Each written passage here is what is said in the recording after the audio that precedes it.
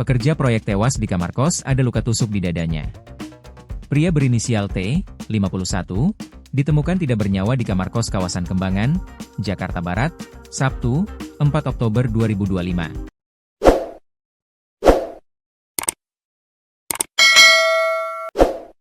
Diketahui T sehari-hari bekerja sebagai pekerja proyek yang berasal dari Majalengka, Jawa Barat.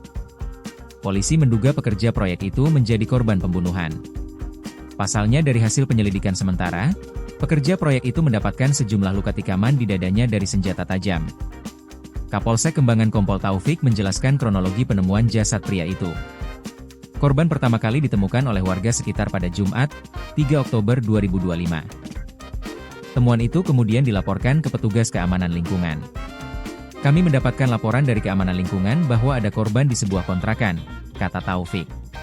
Kami mendapatkan laporan dari keamanan lingkungan, bahwa ada korban di sebuah kontrakan yang mana diduga menjadi korban pembunuhan, katanya, Sabtu, 4 Oktober 2025. Kompol Taufik mengatakan T bekerja di sebuah proyek di kawasan Puri. Namun, polisi belum dapat memastikan proyek mana yang dikerjakan korban selama hidupnya. Taufik mengatakan, saat jenazah korban ditemukan terdapat luka tusukan di bagian dada. Diduga, kata Taufik, pelaku menikam korban di bagian dadanya dengan senjata tajam. Ada luka dari senjata tajam di bagian dada, tutur Kompol Taufik. Lebih lanjut, kata Taufik, pihaknya masih mendalami secara lebih detail jumlah luka tusukan pada tubuh korban. Ia memastikan sudah melakukan olah TKP dalam kasus ini dan akan mendalami sejumlah temuan awal, hasil olah TKP.